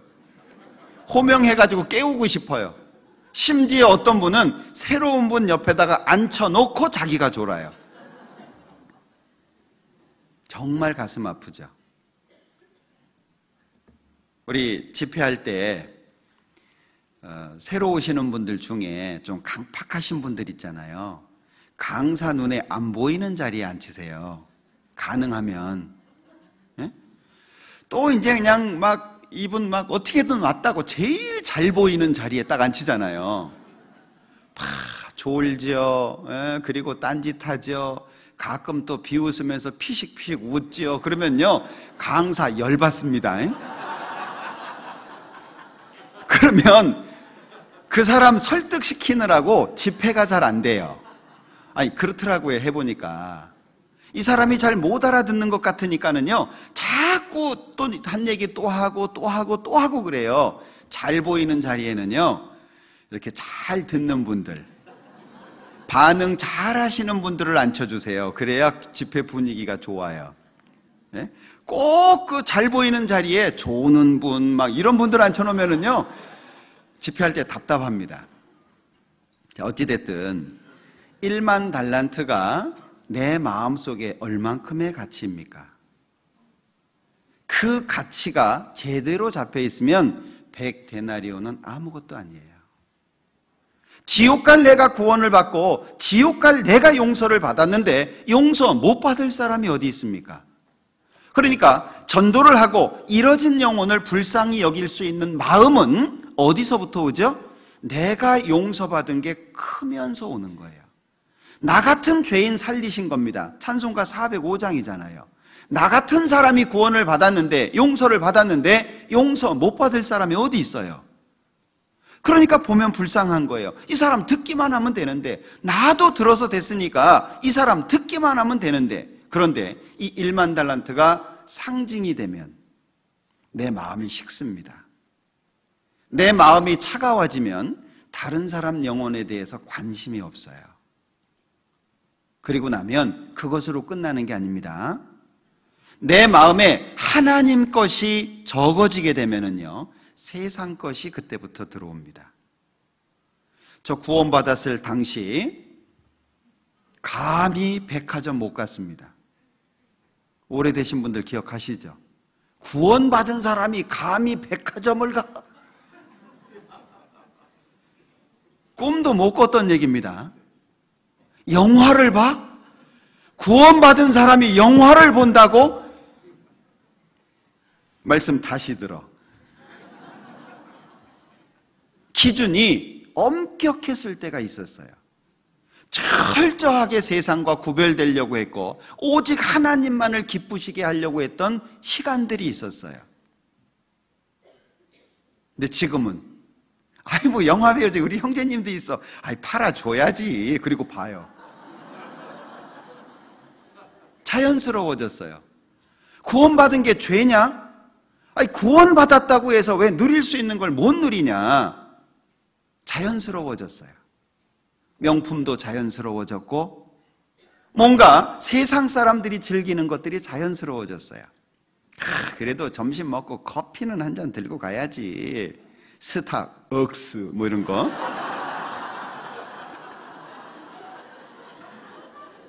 아주 자연스러워졌어요. 세상 것이 자연스러워졌다는 건 뭘 말하죠? 하나님의 것이 부자연스러워졌다는 거예요. 그러니까 말씀이 힘든 거예요. 그러니까 말씀 속에 우리가 해야 될 것들에 대한 말씀이 자꾸 율법으로 들리는 거예요. 아니, 은혜로 구원 받는 다음에 은혜로 천국 간 다음에 왜 율법을 얘기하냐? 이렇게 말합니다. 그게 아니에요. 은혜로 구원을 받아서 하나님의 자녀가 되고 하나님의 자녀가 된 사람은 자녀로서 주님을 기쁘시게 하는 거예요. 그러니까 우리가 자녀로서 해야 될 것들을 배우는 겁니다. 그런데 이게 결코 쉽지 않아요. 이미 알고 있다고 하는 사람을 가르치는 게 쉽지 않습니다. 이 외국어도요, 제일 좋은 때가 중학생 때입니다. 중학생 때 외국에 가면 그 나라 말도 원어민처럼 하고, 그리고 한국말도 잊어버리지 않아요. 근데 너무 어린 나이에 가면 한국말을 잊어버려요. 그 나라 말은 잘하는데. 그런데 고등학교 이상의 나이로 가잖아요. 한국말은 안 잊어버리는데 그 나라 발음이 잘 안 나와요. 말이라고 하는 게 지식도 마찬가지거든요. 모르는 사람 가르치는 건 쉬워요. 이미 알고 있다고 하는 사람은요, 안 들어갑니다. 그래서 구원받은 지 오래되신 분들이 1만 달란트를 잃어버리는 거예요. 구원받아서 시간이 지날수록 1만 달란트가 더 커지고 더 가치가 있어야 되는데, 시간이 지날수록 이미 들은 얘기, 집회도요, 다 알아요. 여기 구원받고 10년 이상 되신 분들 집회 많이 들으셨죠? 다 알아요, 다. 그 다음에 뭔 얘기할까 알아요. 그래서 전도하면서 오늘 집회 가면 목사님이 이런 얘기 해줄 거예요. 자기가 다 얘기해요. 그리고 앉아서 졸죠. 왜요? 이미 아는 거니까 신선함이 떨어졌어요. 부부 사이에 시간이 지나면 권태기가 오죠. 왜요? 너무 익숙해졌어요. 익숙해지니까 귀한 줄을 몰라요. 저희 장인어른께서요, 평생 놀다 가신 분이에요. 일이라고는 해보지를 않으신 분이에요. 제가 결혼하고 11일째 돌아가셨는데, 평생, 그러니까 막 장모님 속을 막 긁다 못해 그냥 막 갈라놓고 가신 분이죠. 노름은 또 좋아하셔가지고 방앗간도 하나 날리고, 그 정도면 뭐 얼마인지 아시죠? 그 옛날에 방앗간 집 그러면 잘 사는 집이잖아요. 제가 결혼해서 보니까 다 없더라고요. 장인이 다 드시고 가셨어요. 또 돌아가시기 전에는 병을 얻으셔가지고 혼자 못 돌아 누우셨어요. 이게 장모님이 밭에서 일하시다가 한 2시간 돼서 와가지고 뒤집어 놓고, 또 나가서 일하다가 또 와가지고 또 이렇게 뒤집고, 그렇게 하셨어요. 그러다가 돌아가셨어요. 그럼 시원하다고 해야 될 거 아니에요. 그렇게 안 해도 되잖아요. 이제는 속 썩일 사람이 없잖아요. 그럼 시원하다고 해야 되는데, 저희 장모님이 하시는 말씀을 제가 들었어요. 아무리 그래도 있을 때가 나아. 살아있을 때가. 그 얘기 들으면서 가슴이 참 찡했던 때가 있어요. 내 옆에 누가 있다는 게 얼마나 중요해요. 내 옆에 있는 사람 꼴 보기 싫어요? 내가 뼈지 눈이, 도대체 이놈의 인간을 내가 뭐 때문에 옆에 뒀나? 빨리 죽기라도 해야 내가 다시 시작할 텐데.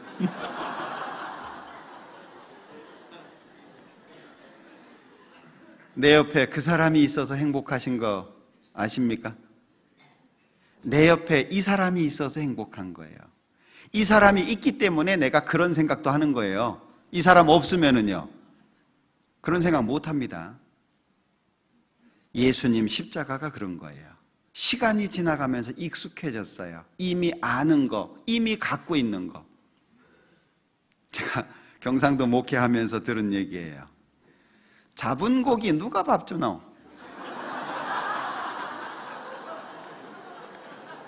처음엔 제가 그게 뭔 얘기인지 못 알아들었어요. 아니, 형제님이 고기 잡아다 놨나 그랬는데, 이미 결혼해가지고 내 옆에 있는 이 사람인데, 이제 고기예요. 잡아놓은 고기예요. 밥 누가 주냐? 신경 안 써도 된다, 이제 그런. 잡은 고기 밥 안 주면 죽습니다. 십자가가 상징이 되면 안 돼요. 날마다 새로워져야 되지 않겠습니까? 예수님과 나와의 관계는 날마다 새로워져야 되잖아요. 이 1만 달란트가 값이 적어지면 적어질수록 100데나리오는 커질 수밖에 없는 겁니다. 절대 용서 못하죠. 그러면 예수님께서 말씀하셨던 것처럼 여기 22절에 7번뿐 아니라 70번씩 7번이라도 할지니라. 불가능합니까? 가능합니까? 가능한 거예요. 불가능한 게 아니에요. 수없이 죄를 지어도요, 그 죄를 용서할 수 있는 마음이 우리 속에 있는 거예요. 없는 걸 하라는 게 아니고 있으니까 하라는 거예요. 무엇으로? 1만 달란트 탕감된 것으로. 누가복음 7장을 한번 보자.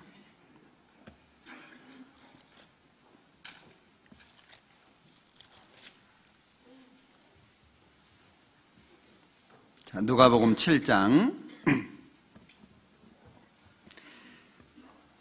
36절입니다.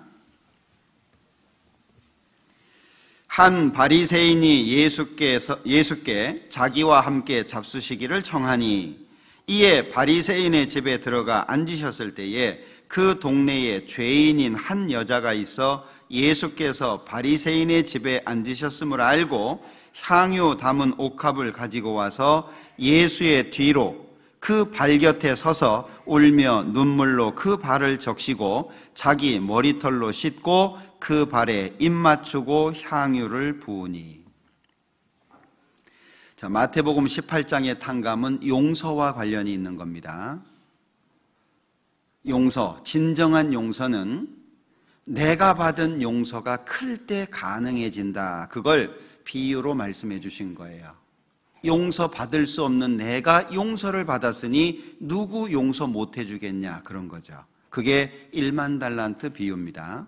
그런데 여기 누가복음 7장의 탕감에 대한 것은 사랑과 관련이 있는 겁니다. 여기에 한 바리새인이 예수님을 집에 초청합니다. 그런데 그 사실을 알고 37절에 그 동네에 아주 유명한 죄인인 여자 하나가 있었습니다. 이 여자가 향유를 담은 옥합을 가지고 와서 예수님 뒤에 서가지고요, 우는 거예요. 눈물로 그 발을 적시고 자기 머리털로 씻고 그 발에 입 맞추고 향유를 붓습니다. 자, 그러니까 이 예수님을 청했던 바리새인이 보고 마음에 문제가 된 거예요.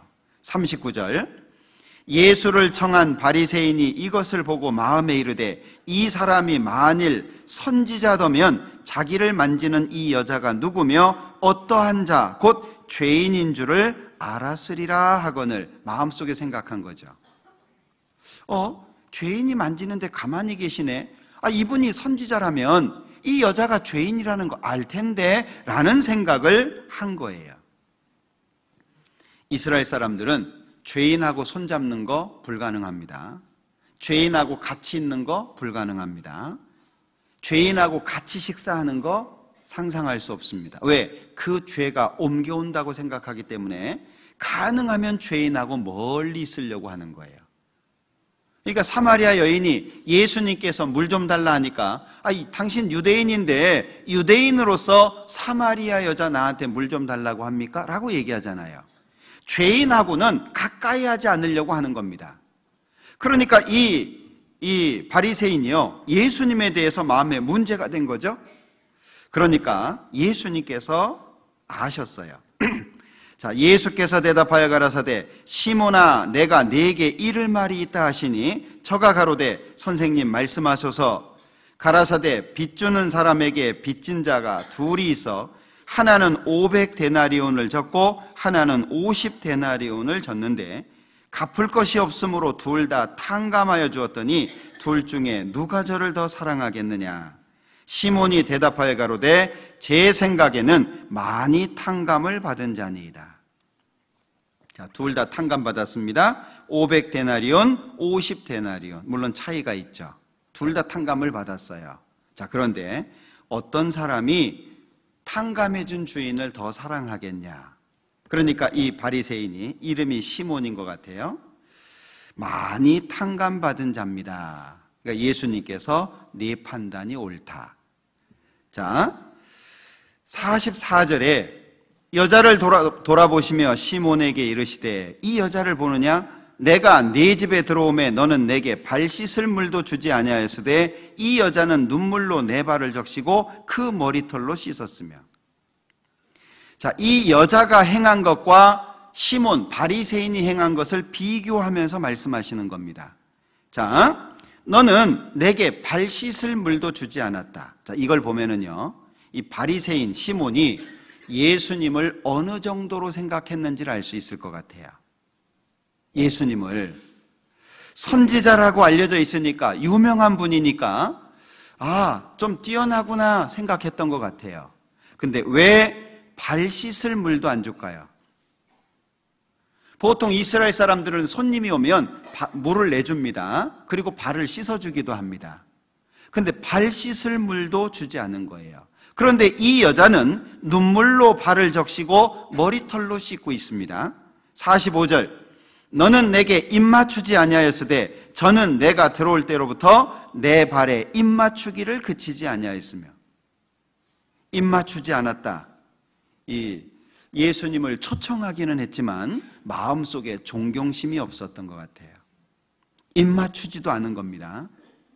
내가 바리새인이다. 나도 꽤 한다. 나도 어느 정도 해. 그런데 당신은 내가 보니까 나보다 조금 낫긴 한 것 같아. 존경심이 없는 거예요. 우리 말씀 중심의 교회입니다. 설교하시는 분들 위해서 기도 많이 해주세요.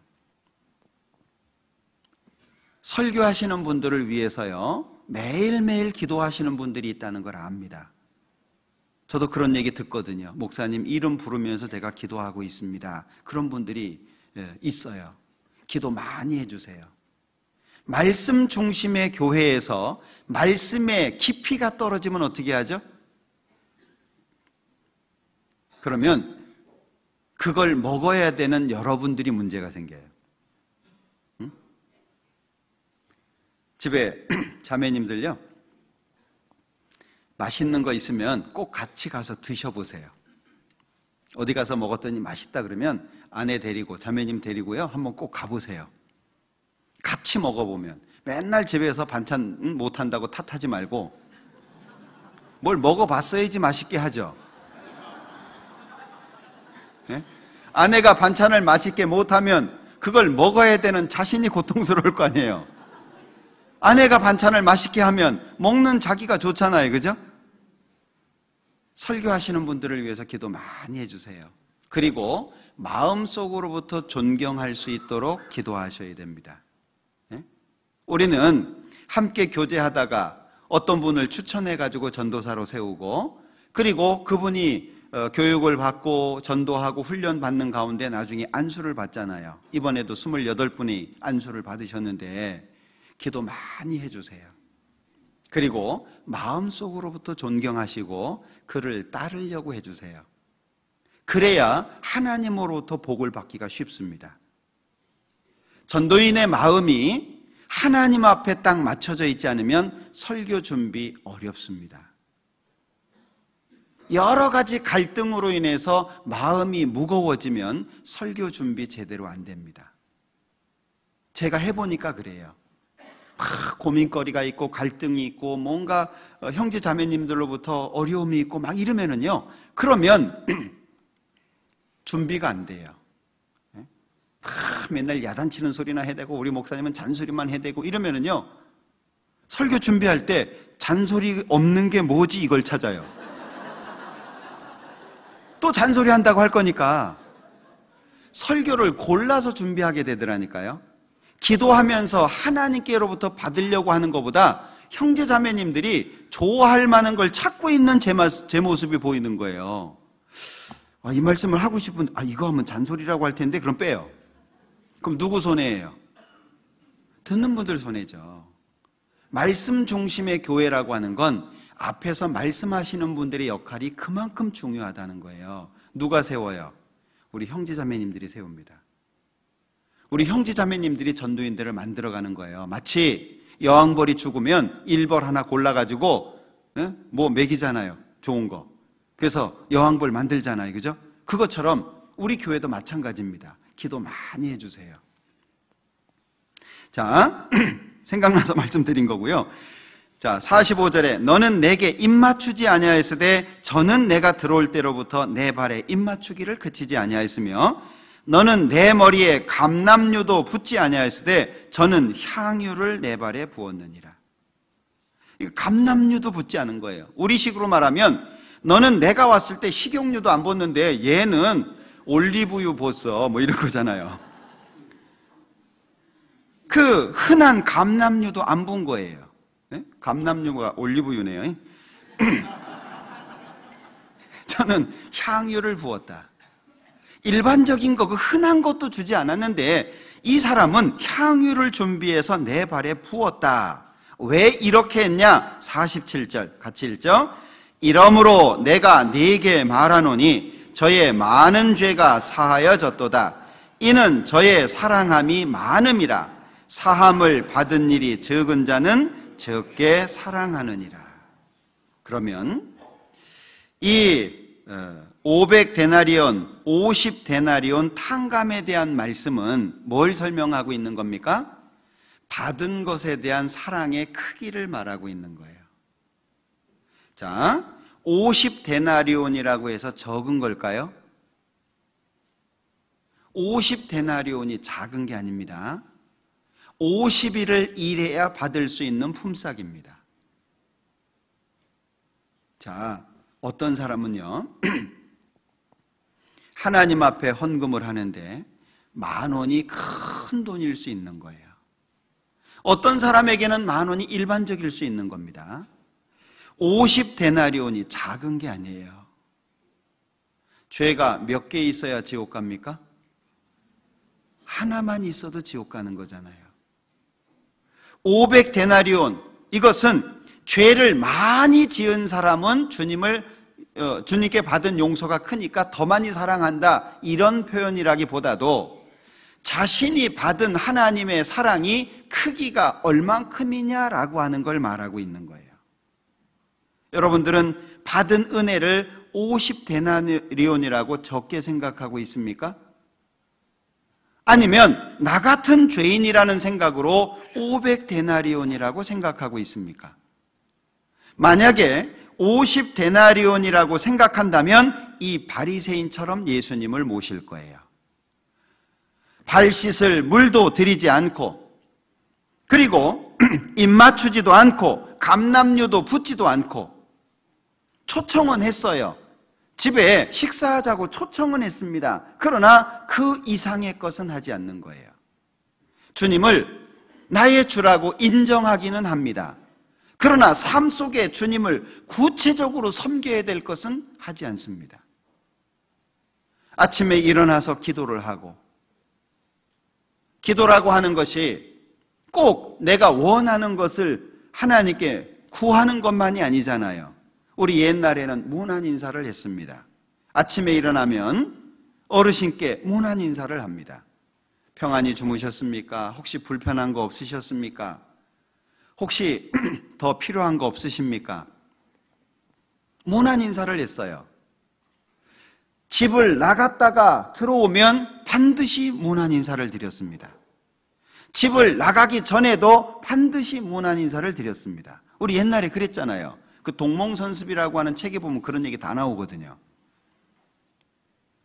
나가기 전에 아버님, 어머님 어디 좀 다녀오겠습니다.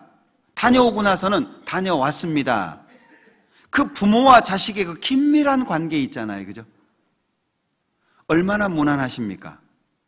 내가 살아가는 모든 삶 속에 나를 구원해 주신 예수님과 나의 하나님께 계속 무난합니까? 아침에 일어나서 기도하고, 저녁에 잠자기 전에 기도하고, 잘 먹겠습니다, 밥 먹을 때 기도하고, 그것으로 끝은 아니잖아요. 주무시기 전에 얼만큼의 기도를 하십니까? 여기 이는 저의 사랑함이 많음이라. 자, 우리 엄마들 자식 키울 때 보면 불가사의 할 때가 참 많죠. 우리 어머님들 참 대단하신 것 같아요. 아버지들이 좀 배우긴 해야 돼요. 엄마들 보면은요, 하루 종일 그 아이하고 씨름하잖아요. 그죠? 되게 시골에 부모님 댁에 가면은요, 할아버지들은 손주들 왔냐? 그리고 한번 딱 안았다가 탁 놓으면 갈 때까지 끝이에요. 할머니들은요, 계속 끌어안고 업고 다니고 막 그 아이하고, 이 엄마라고 하는 존재가 정말 특별한 것 같아요. 그 아이하고 하루 종일, 그리고 그 아이가 필요한 것을 또 채워주고, 남편이 필요한 것도 또 채워주고, 가정에 해야 될 것도 또 하고, 교회 와가지고 또 봉사하고 갔는데 또 집에 가서 일하고. 대부분 우리 자매님들 세탁기를 밤에 돌리시더라고요. 시간이 별로 없으니까. 참 대단하신 것 같아요.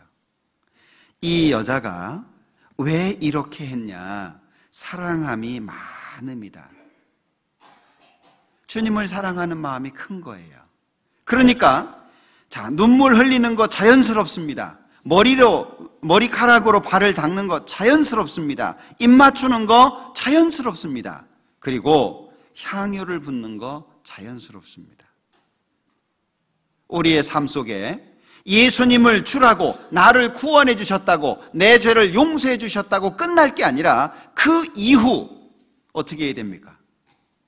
아이는 엄마 뱃속에 있는 것보다 엄마 뱃속을 나와서부터가 더 힘들잖아요. 그래서 엄마들 힘들 때 얘기하시죠? 아이고, 속에 담고 다닐 때가 더 낫다.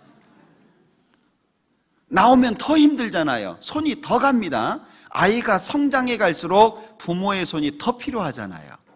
가만히 누워있을 때는요, 눕혀놓기만 하면 돼요. 근데 기어다닐 때는요, 계속 끄집어 와야 되잖아요. 예? 크면 클수록 더 힘들어요. 구원 받았습니다. 구원 받고 나서가 사실 더 힘들지 않습니까? 구원 받고 나서 주님을 섬기는 것이 수고가 당연한 거예요. 주님께 문안하고, 주님께 발 씻을 물을 드리고, 눈물을 흘리고, 머리카락으로 닦고, 향유를 붓고, 이게 우리의 삶 속에 자연스러운 거예요. 그런데 무엇을 한다라고 하는 게 왜 짐이 될까요? 이게 50데나리온이 되면 힘들어지는 거예요. 나 같은 죄인이라고 생각하면 못할 게 없는 거예요. 그런데 남들 다 구원해 주시는데 뭐 여러 구원하는데 그중에 뭐 나 껴서 구원받았는데 이러면요, 뭐 하라는 게 힘든 거예요. 헌금? 나 먹고 살 것도 없는데 뭔 헌금이냐. 그 있는 사람, 잘 사는 사람이나 해야지. 저는 개인적으로 주일날 봉투가 제 방에 여러 개가 있어요. 일부러 제가 갖다 놓거든요. 그리고 주일날 되면 꼭 10,000원씩 감사헌금을 넣습니다. 큰 액수는 아닙니다.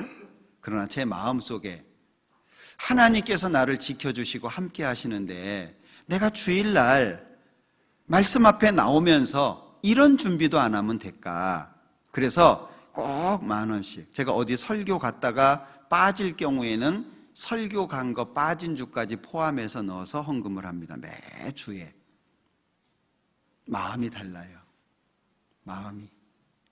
나는 주님을 위해서 뭘 하려고 하십니까? 우리 자녀들에게요, 부모는 자꾸 주려고 하잖아요. 요즘에 뭐 잘 안 받으려고 하시죠? 이런 거 사먹는 게 낫다고, 뭐 주지 말라고, 싸지 말라고, 이거 집만 된다고 막 이러지만 부모는 어때요? 안 쌌다고, 조금 쌌다고, 괜찮다고, 이제 안 넣어. 근데 와보면 다 있어요. 어디다가 넣으셨는지. 부모 마음이잖아요. 그죠? 자, 그 사랑을 받고 사는 사람은요, 나중에 자기 자녀한테 똑같이 그렇게 합니다. 자기가 받았거든요. 우리 받았습니다. 주님께 뭘 드릴까요? 1년 동안 내가 무엇을 드리려고 작정하셨습니까? 일주일, 6일을 어떻게 살며 주일을 어떻게 보낼지 계획하셨습니까? 내가 다른 것은 못해도 말씀 앞에 나올 때 내가 빈손으로 나가지 말자, 제 마음속에 정한 거예요. 그리고 다른 곳에 설교를 가면 10,000원 할 수는 없잖아요. 저는 제가 있는 교회 4주나 5주 있으니까 그렇게 하지만 설교는 가끔 한 번씩 나가잖아요. 그래서 설교 나가는 곳은 더 합니다. 마음속에 정해놓은 거예요. 왜? 오는 동안 지켜주셨죠? 그리고 맞이하는 교회에서 밥 먹여주죠, 잠 재워주죠, 예? 또 갈 때 되면 또 간식 먹으라고 또 간식까지 싸주시죠. 감사하잖아요. 그 감사에 대해서 뭔가 내가 돌릴 게 필요하지 않을까. 우리 전도인들이 아마 대부분 그러실 거예요. 그렇게 마음에 작정을 했어요. 왜? 내가 받은 사랑을 도저히 감당할 수 없으니까. 나에게 주신 그 사랑을 내가 충분히 다할 수 없으니까. 작은 삶 속에, 살아가는 삶의 방식 속에 주님을 향한, 주님께 돌리는 은혜를 담자, 그 얘기예요. 그 작은 시간들 속에서. 그러니까 여기 48절에 이에 여자에게 이르시되 내 죄사함을 얻었느니라. 결국에 이 여자가 죄사함까지 연결이 되잖아요. 이런 선을 행해야 죄사함을 받는다, 그 얘기가 아니잖아요. 이 누가복음 7장의 탕감은 사랑과 연결되어 있는 겁니다. 주님을 위해서 무엇을 하는 게 기쁨이냐, 아니면 무거운 짐이냐. 우리 반가운 손님이 집에 오면 어떻게 해요? 음식도 준비하고 선물도 준비하고. 제가 있는 강서교회 형제님 한 분이요, 꼭 집회할 때마다 한 번씩 식사 대접을 하시는 분이 있어요. 꼭 한 번씩 식사 대접을 하시는데, 이분은 자기가 그 준비한 선물이 있어요. 이제 사모님까지 같이 오시는 경우에는 이렇게 목에 두르는 거 있잖아요. 스카프인가요? 뭐 이런 거 하고, 목사님한테는 뭐 넥타이 이렇게 해가지고요, 꼭 그걸 준비해 와요. 그리고 식사 딱 끝나고 나면 본인이 이렇게 딱 선물을 드려요. 와주셔서 감사하다고. 그 모습을 보면은요, 제가 너무 부담이 돼요. 왜냐하면 비싼 곳이거든요. 그분은 괜찮다고 하는데 식사 장소가 비싼 곳이에요. 그러니까 부담스러워요. 그래서 형제님 여기까지 많이 하셨으니까 다음에는 안 하셔도 됩니다. 그럼 꼭 하시는 말씀이 있어요. 제가 이거라도 안 하면 뭘 할까요? 안 시킬 수가 없어요. 연락을 안 할 수가 없어요. 연락하기 전에 본인이 오기도 하지만 안 할 수가 없어요. 목사님, 저는 이거 하면서 기쁨을 얻는데 이거라도 못하면 전 뭐 합니까? 감사합니다. 참 그 마음이 너무 좋더라고요. 그럼 그 마음이 사람 보고 나오는 걸까요? 우리가 뭔가 주님 안에서 하려고 하는 모든 것들은 사람 보고 나오는 게 아니잖아요. 나를 구원해 주신 예수님, 우리 아버지 되시는 하나님, 그분을 향해서 우리의 마음이 넓어지니까 나오는 마음들이잖아요. 그러니까 여기 47절 후반부에 사함을 받은 일이 적은 자는 적게 사랑하느니라. 우리는 그동안 얼만큼 예수님을, 하나님을 사랑하셨습니까? 한번 뒤돌아볼 필요가 있죠. 자, 더러운 죄인을 받아주시는 하나님의 사랑이 내 마음에 얼마나 위로가 되셨습니까? 또는 나 같은 죄인을 구원하기 위해서 예수님이 행하신 수고가 얼마나 감사했나요? 십자가에서의 수치와 모욕, 그리고 고통과 아픔, 그 앞에 얼마나 죄송했나요? 나 대신 죽어가시는 그 예수님, 그 십자가 앞에서 우리는 얼마나 죄송하고 얼마나 감사하고, 그것이 내 마음속에 얼만큼 위로가 됐습니까? 얼만큼. 크다면 우리 주님을 위해서 못할 게 없을 거예요.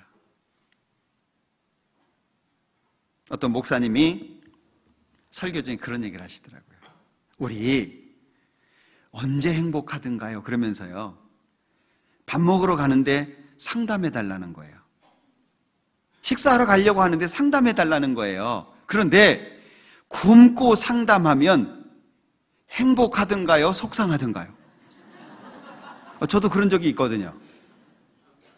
식사하려고 그러는데 죄송한데, 중요한데, 미안한데 상담해 주시면 안 되냐고. 그래서 합시다. 그래가지고 상담하잖아요. 그러면은요, 마음이 정말 행복합니다. 진짜 그래요. 그런데 지금 점심시간인데 시계 안 봅니까? 좀 이따 1시간 뒤에 오세요. 이러면 어땠을까요? 그분 상담하러 안 왔겠죠? 제 마음은 늘 고민할 거. 할 걸. 그 한 끼 안 먹는다고 죽지도 않을 건데, 그죠? 한 끼 안 먹으면 살 빠져서 좋은데 할 걸, 그 생각 들잖아요. 주님을 향한 사랑이 커지면 내가 손해보는 거 아무렇지도 않아요. 내가 주님을 위해서 사는데 내가 어려움 당하는 거 아무렇지도 않아요. 오히려 더 좋아요. 저도 그 마음이 있더라니까요. 그래서 지금도 전설처럼 자랑 삼아 하는 얘기가 하나 있어요. 전설처럼. 옛날에는 수양회 때 상담 많이 했잖아요. 지금 상담 많이 안 하시던데 상담 많이 하세요. 전도인들은 들들 복구하고 있는 거예요. 네, 상담 많이 하세요. 응? 되게 예전에 보면은요, 수양회 때 첫날 같은 경우에는, 저 같은 경우에는 첫날에는 한 12시 정도까지 상담을 했어요. 두 번째 날 되면은 한 2시, 3시 이렇게까지 가요. 셋째 날은 피크입니다. 셋째 날은 보통 5시 넘어야 끝나요, 새벽에. 그러면 상담을 하잖아요. 밥 먹을 시간이 없습니다. 왜냐하면 예전에는, 지금은 한 분 한 분 오지만 그전에는요 이렇게 둘러 있었잖아요. 삥 둘러가지고 자기 상담할 거, 남이 상담하는 거 다 듣잖아요, 그죠? 이분이 상담받고 안 가요. 상담받고 쓰잖아요. 딴 분이 앉아요. 예전에 그랬죠? 그리고 그거 끝나잖아요. 그러면 뭐 점심 어디 있습니까? 저녁이 어디 있습니까? 그럼 옆에서 그래요. 아이고, 식사도 못 하셨는데 죄송해서 어떻게 해요? 그리고 앉아요. 그래서 그때는 화장실 갈 때만 양해를 받고 화장실을 가요. 한 번은 상담 다 끝났어요. 12시 정도까지 전도 상담해요. 그 다음부터는 새벽에는 신앙 상담을 주로 많이 오세요. 멀리서 봐요. 아무도 없는 것 같은데 상담 끝나고 짐 쌀라 그러면 한 분 와요. 지켜보고 있는 거예요. 왜? 누구한테 쉽게 하기 어려운 얘기. 지켜보고 있는 거예요. 그렇게 해서 한 2분 오잖아요. 그럼 그 다음부터는 그냥 상담 끝나면 앉아 있어요. 그럼 알아서 오세요. 이렇게 마지막 상담 딱 끝나고 같이 아침 먹으러 갔던 기억이 있어요. 근데요, 그거 생각만 하면 기뻐요. 뭐 예수님한테 상 받고 이런 문제가 아니고요, 마음에 행복함이 있어요. 그러니까 주님을 사랑하는 마음이 얼만큼이냐에 따라서 내가 수고하고 희생한 거, 그것이 무거운 짐이 아니고 기쁨이 돼요.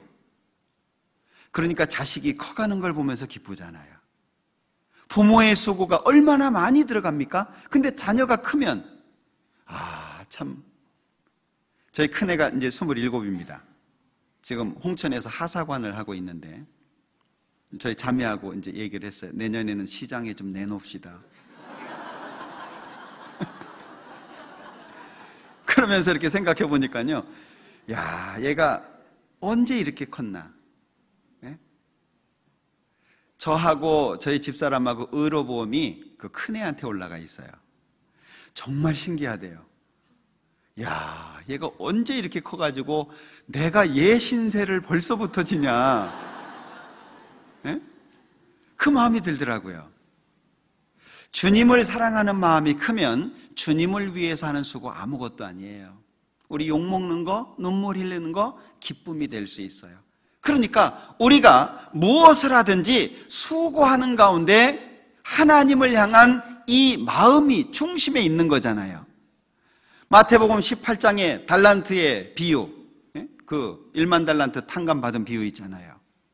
그 안에 1만 달란트가 크면 100데나리온 용서 쉽죠? 그것도 마찬가지예요. 누가복음 7장에서 말씀하시고 있는 이 탕감에 대해서도요, 주님을 사랑하는 마음이 크면, 주님이 나를 사랑하신 그 사랑이 500데나리온이라고 되면, 50이 아니라 500이 되면 우리는 무엇을 하면서도 행복할 수 있어요. 무엇을 하면서도 기쁠 수 있어요. 내가 전도하면서 욕먹는 거 기쁠 수 있어요. 내가 주님의 일을 하면서 왕따 당하고 외로울 때 주님의 사랑으로 행복할 수 있어요. 제가 그걸 몰랐을 때, 구원받고 얼마 안 됐을 때 회사에서 제가 제일 처음 구원받았거든요. 너무 힘든 거예요. 전도하니까 받아주는 사람은 없어요. 회사에 소문이 났어요. 쟤 따라가면 음란 비디오 보여준다. 참 악하죠. 네? 소문도 그렇게 나고, 쟤 전도하지 못하게 해라. 제가 이제 사람들 휴식 시간이 있잖아요. 모여가지고 이제 커피도 마시고 이러는데 자판기 앞에 모여 있잖아요. 제가 그 시간에 가면 다 가요. 파해서. 제가 가면 다 파하는 시간이에요. 참 너무 외롭더라고요. 왜 내가 구원을 받았을까? 이런 생각도 해보기도 하고. 예? 그때마다 제가 자주 갔던 곳이 있어요. 회사 옥상이었습니다. 아무도 없는 옥상. 옥상에 올라가면 그 앞에 큰 산이 하나 보여요. 그 산을 보면서요, 하나님한테 원망도 하고 불평도 하고 도와달라고도 하고 그래요. 예? 언제 내가 구원받게 해달라고 기도나 했냐고, 왜 날 구원해가지고 이렇게 힘들게 하냐고 막, 예? 예, 그러기도 하고. 희한한 것은요, 그렇게 마음속에 있는 얘기들을 이렇게 꺼내놓잖아요. 그러면 하나님께서 이렇게 안아주시는 것 같은 느낌을 꼭 받았어요. 신기해요. 그냥 속에 있는 거 막 울기도 정말 많이 울었어요. 예? 근데 하나님이 꼭 안아주시는 것 같은 느낌을 받는 거예요. 내려올 때는 어떻겠어요? 얼굴이 환하겠죠. 사람들이 이상한 거예요. 아니, 저놈이 옥상을 올라갈 때는 얼굴이 찌그러져 있는데 내려올 때 되면 환하거든요.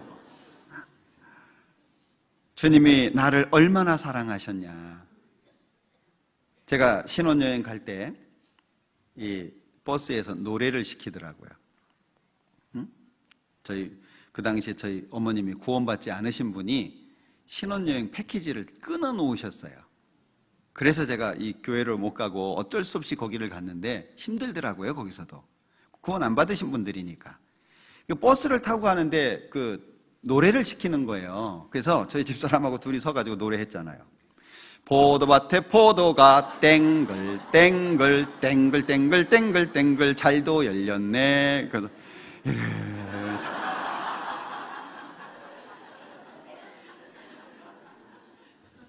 저는 처음에 기도하는 게 짐이었어요.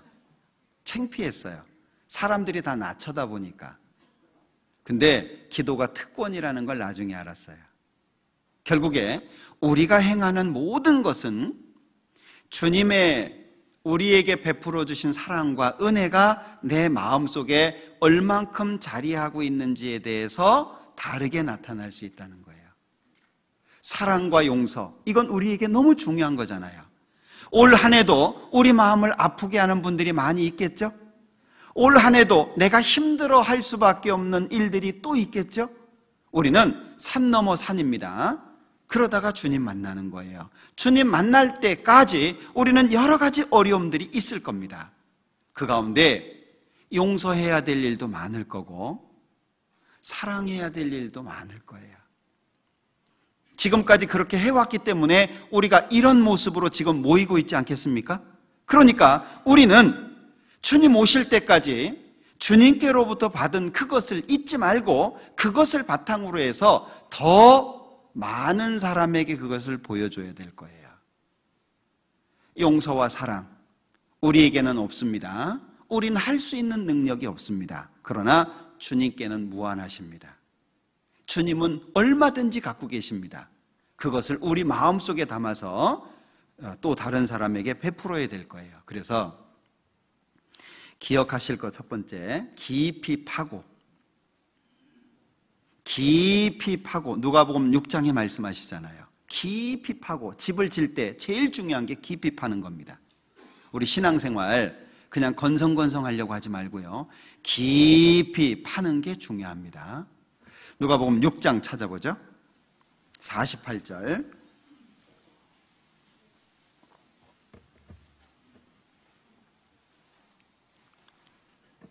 같이 읽습니다. 집을 짓되 깊이 파고 주초를 반석 위에 놓은 사람과 같으니 큰 물이 나서 탕류가 그 집에 부딪히되 잘 지은 연고로 능히 요동케 못하였거니와. 집을 지을 때 가장 중요한 건 깊이 파고입니다. 두 번째, 물로 씻어. 우리가 용서하고 사랑하기 위해서 필요한 삶에 실행해야 될 것들, 첫 번째가 깊이 파고입니다. 그리고 두 번째는 물로 씻어. 히브리서 10장을 한번 보죠.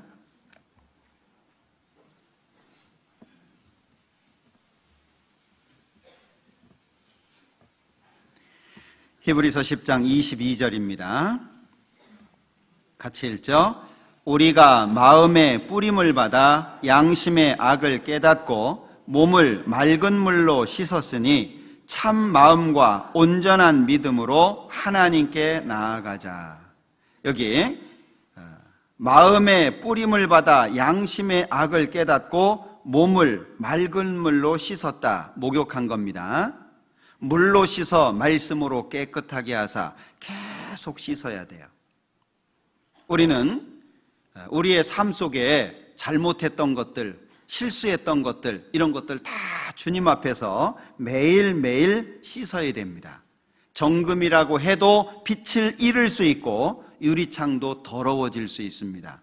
계속 닦는 게 중요한 겁니다. 그리고 마지막 세 번째는 볼 수 있는 걸 봐야 되는데, 들을 수 있는 걸 들어야 되는데, 무엇이 복이 있냐? 복이 있도다. 진정한 복이라고 하는 것이 어디에 있는지를 아는 게 필요할 거예요. 마태복음 찾아보죠. 마태복음 13장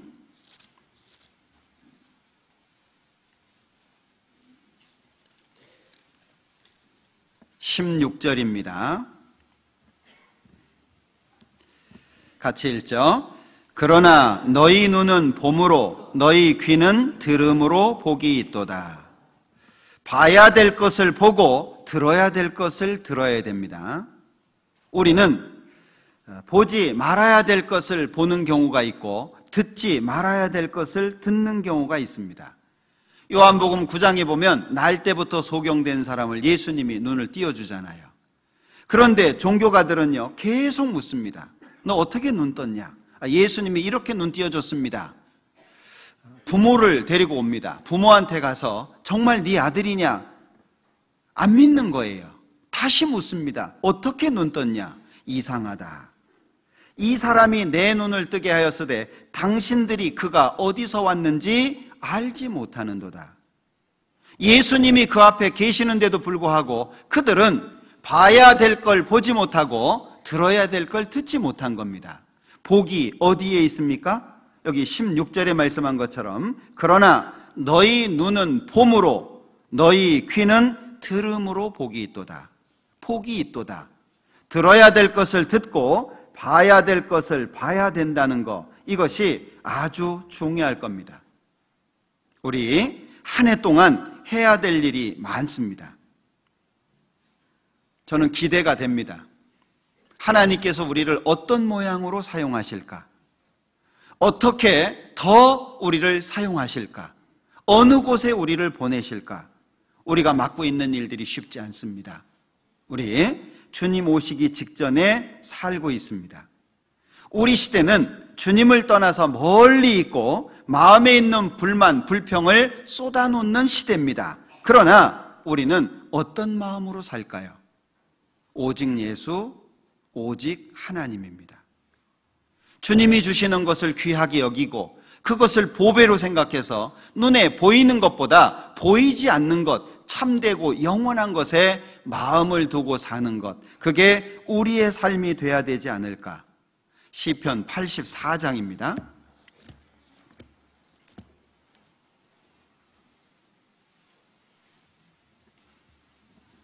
10절,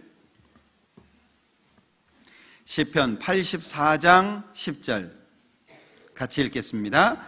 주의 궁정에서 한 날이 다른 곳에서 첫날보다 나은즉 악인의 장막의 거함보다 내 하나님 문지기로 있는 것이 좋사오니.